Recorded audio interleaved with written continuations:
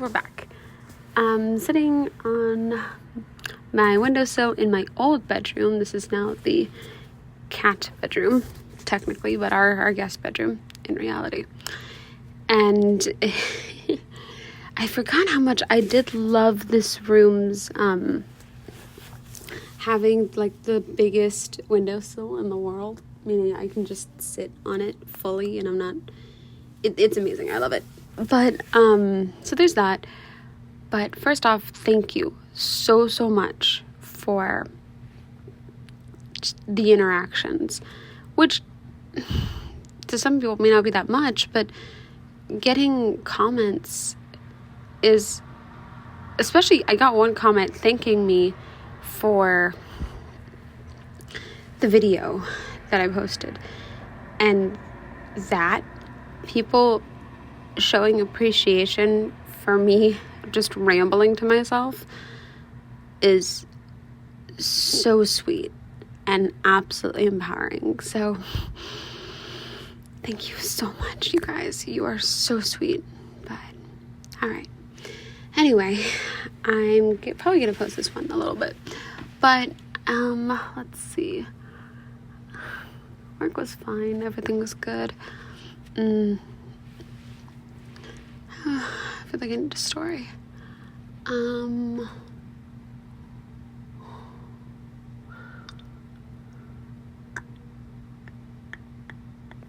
What's a story? Oh, okay. Here's one. When I was probably as low as like as young as 7, going up to probably like 12, and a little bit older afterwards, I would accompany my grandmother and some other family members she had a camper van at a little camping space, and she would go there and go for a few weeks every summer, and I would always go with her for a little while. And she would run a kids program, and it started off in a tent, and then as it got more popular, it would go towards it took place in this like little attic in the building in the back of the campsite. And the whole idea was we got together in the morning and then at night. And in the morning, we would show up, do a prayer, sing some songs for church, or for God, more accurately, not church, but just religious songs, very sweet communal songs. And then there would be arts and crafts, and we would make something. And then later that night, then we would always come back, sing songs, hear a story, and I think everyone got a piece of candy at the end of the night. So it was a really nice communal thing. But while we were there, me and my cousin, during the downtime, we had this fun idea of we rolled out a giant piece of paper, took a pencil or pen or something, and just started scribbling all over the piece of paper in a way that made it look like a map. And we said, okay, we're going to walk outside and follow this scribble that we just created. And it led us all over the place. And before we started walking, we had made a random area on the map lava. So when we got to that spot, we had to jump around and avoid the lava in whatever spot we just got to. And the funny thing is we were determined we actually uncovered something, because we ended up, get this, outside of a trailer. Shocker, because they were off of the trailers. And it had a pirate flag for just fun, I guess.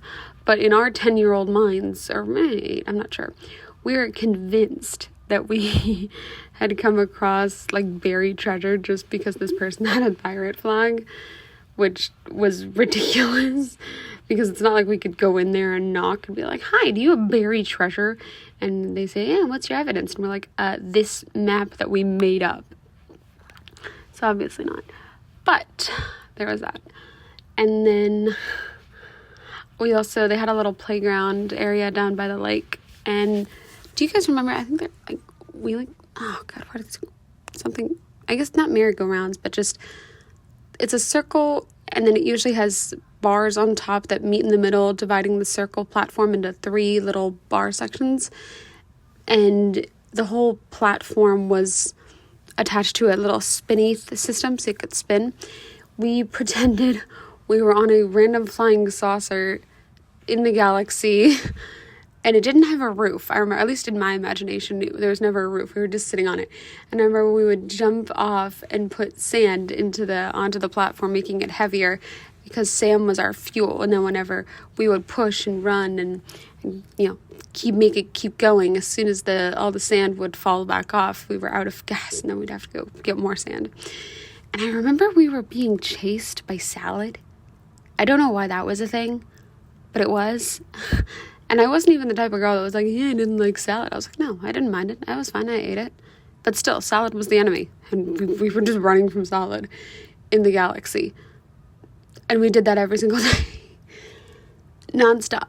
But I miss campingplatz. Oh, yeah. There was also a flea market one year, and my cousin's brother, so I guess my younger cousin, got a hideous Barbie he didn't want. So we said, okay, and we took the Barbie and we swam to, the lake had a little, like they used rope to mark off how far you could swim.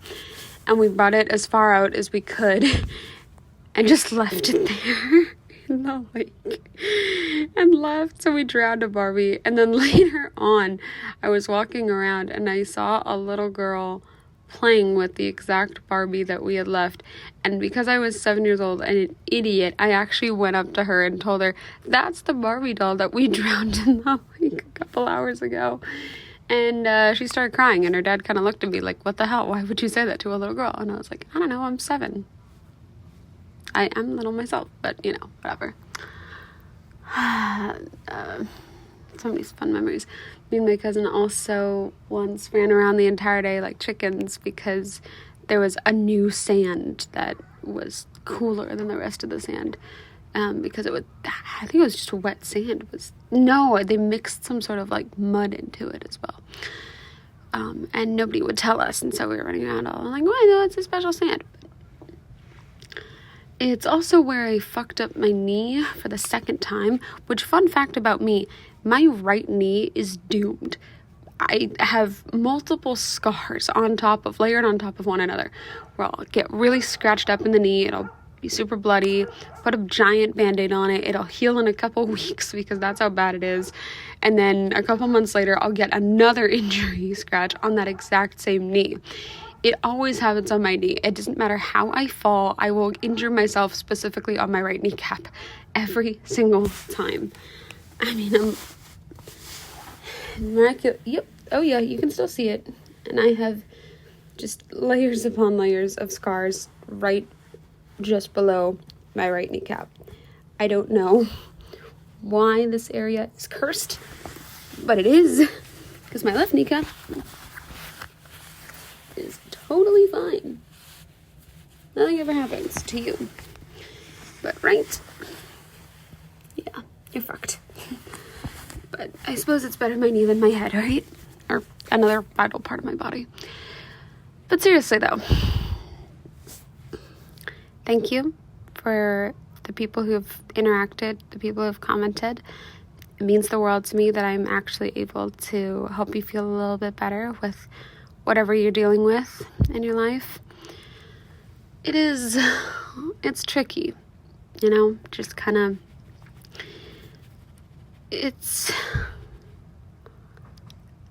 living life isn't easy for anybody, regardless of the position that you're born into. By which I mean, even if you're born into an extremely privileged position, you still there's moments where you just sit within your own thoughts and just kind of think about existential crisis. I'm sure regardless of situations, everyone has existential crises. And the only difference for me is that I'm documenting mine and telling stories that I hope will resonate with people in the meantime. But anyway, I'm sorry these stories took up so much time. I hope it made your night a little bit better, hearing about our little trips to our campsite every couple of years and my fucked up right knee for God knows what reason. Hope you have a good night, everybody, and I'll see you again probably in a week, maybe a little earlier, we'll see. Bye.